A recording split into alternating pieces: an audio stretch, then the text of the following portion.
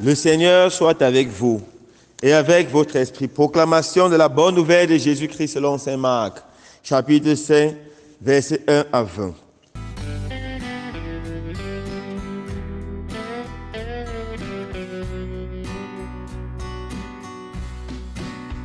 En ce temps-là, Jésus et ses disciples arrivèrent sur l'autre rive, de l'autre côté de la mer de Galilée, dans le pays des Génésariens. Comme Jésus sortait de la barque, aussitôt, un homme possédé d'un esprit impur s'avança depuis les tombes à sa rencontre. Il habitait dans les tombes et personne ne pouvait plus l'attacher, même pas avec une chaîne. En effet, on l'avait souvent attaché avec des fers aux pieds et des chaînes, mais il avait rompu les chaînes, brisé les fers, et personne ne pouvait le maîtriser. Sans arrêt, nuit et jour, il était parmi les tombeaux et sur les collines à crier et à se blesser avec des pierres. Voyant Jésus de loin, il accourut, se prosterna devant lui et cria d'une voix forte: « Que me veux-tu, Jésus, Fils du Dieu très haut? Je t'adjure par Dieu, ne me tourmente pas. » Jésus lui disait en effet: « Esprit impur, sors de cet homme. » Et il lui demandait: « Quel est ton nom ?»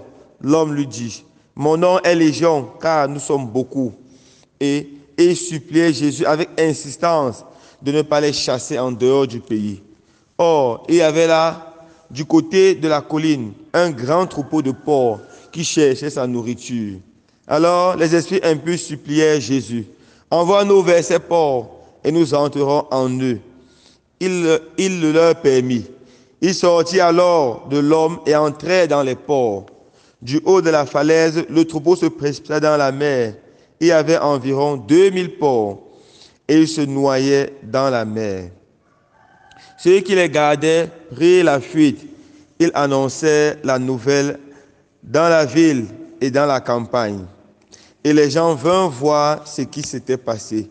Ils arrivent auprès de Jésus. Ils voient le possédé assis, habillé et revenu à la raison, lui qui avait eu la légion de démons. Et ils furent saisis de crainte. Ceux qui avaient vu tout cela leur racontaient l'histoire du possédé et ce qui était arrivé au porc. Alors, ils se mirent à supplier Jésus de quitter leur territoire. Comme Jésus remontait dans la barque, le possédé le suppliait de pouvoir être avec lui. Il n'y consentit pas, mais il lui dit: « Rentre à ta maison auprès des tiens, annonce-les tout ce que le Seigneur a fait pour toi dans sa miséricorde. » Alors l'homme s'en alla, il se mit à proclamer dans la région de la Décapole ce que Jésus avait fait pour lui, et tout le monde était dans l'admiration. Acclamons la parole de Dieu. Louange à toi, Seigneur Jésus. Chers frères et sœurs bien-aimés, dans l'évangile de ce jour, saint Marc nous raconte une histoire extraordinaire qui peut relater la rencontre entre deux pouvoirs ou le combat entre deux pouvoirs. Le premier, c'est le pouvoir divin et le deuxième, c'est le pouvoir diabolique. Le pouvoir divin ici est représenté par Jésus. Jésus qui est Dieu, qui est l'incarnation de Dieu sur la terre, qui est l'incarnation du pouvoir. Et de l'autre côté, nous avons la personne qui est possédée, pas par un démon, mais par une légion de démons. On peut dire par Satan lui-même, avec toute sa cohorte. Alors Jésus arrive dans cette région et le possédé court, il accourt vers Jésus. Frères et sœurs, la première chose que vous remarquez dès le début, c'est que la victoire est au pouvoir divin. La victoire est à Jésus. Je me rappelle un chant que je suivais souvent, les enfants chantaient en pidgin. Ils disaient: « Jesus power, super power, mami wata power, yeye power ». Pour dire simplement que le pouvoir de Dieu est le pouvoir suprême, le pouvoir du démon ou de tout esprit mauvais, esprit mami wata, c'est un faux pouvoir. Et ça confirme ce que nous dit saint Paul aux Philippiens, chapitre 2, verset 10. « Au nom de Jésus, toute langue confessera que Jésus est Seigneur et tout genou fléchira. » Oui, lorsque Jésus est là, tout genou fléchit. C'est pour ça que le possédé vient, la première chose qu'il fait, il se met à genoux devant Jésus, il se prosterne devant Jésus. Et Jésus libère ce pauvre homme. Alors mes frères et sœurs bien-aimés, la première leçon que nous avons tirée de cet évangile tellement beau, c'est quoi? C'est que seul le pouvoir de Dieu peut nous sauver. Le pouvoir de Jésus est au-dessus de tout pouvoir. Nous devons garder cela à l'esprit. Le pouvoir de Jésus est au-dessus du pouvoir des marabouts et des charlatans qui essaient souvent de nous séduire. C'est le pouvoir des sectes, les sectes exotériques telles que la Rose-Croix, la franc-maçonnerie, Marie-Carie, le vaudou et toute autre secte. C'est au-dessus du pouvoir de toute coutume, toute tradition. Le pouvoir de Jésus est au-dessus de tout pouvoir négatif. C'est même au-dessus du pouvoir de ces soi-disant prophètes qui nous font peur et qui nous annoncent les malheurs quand nous marchons dans les rues. C'est au-dessus de tout pouvoir qu'on peut imaginer parce que Jésus a le pouvoir divin. Au nom de Jésus, tout genou fléchit au ciel et sur la terre et toute langue confesse que Jésus est Seigneur. Voilà la première leçon.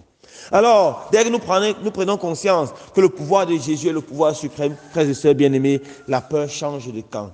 Nous ne devons plus avoir peur des forces du mal, peur des sectes, peur de toutes ces choses qui annoncent le malheur. Mais nous devons retrouver notre joie et notre paix en Jésus, car il a le pouvoir suprême. Deuxième leçon. Si nous sommes sous la protection divine, aucune force du mal ne peut nous nuire. Si nous sommes sous la protection de Jésus, aucune force du mal ne peut nous nuire. Ceci dérive bien entendu de la première leçon, car le pouvoir de Dieu est au-dessus. Si le Seigneur garde la maison, personne ne peut entrer. Si le Seigneur veille sur la porte, aucune force du mal ne peut entrer. Oui, mes frères et sœurs bien-aimés.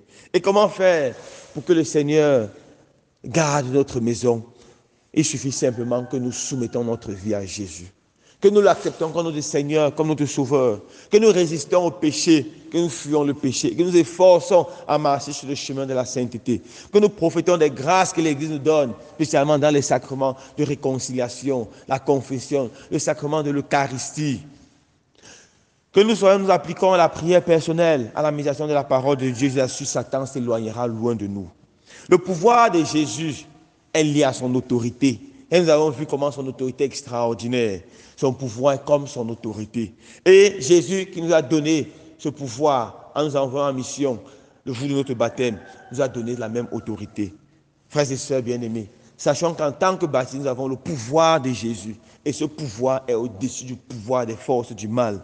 Les chrétiens doivent cesser d'avoir peur, se confier, se consacrer à Jésus. Demandons au Seigneur de donner la grâce de pouvoir nous abandonner totalement à lui et de pouvoir expérimenter son pouvoir qui sauve, qui libère dans notre vie de chaque jour. Loué soit Jésus-Christ.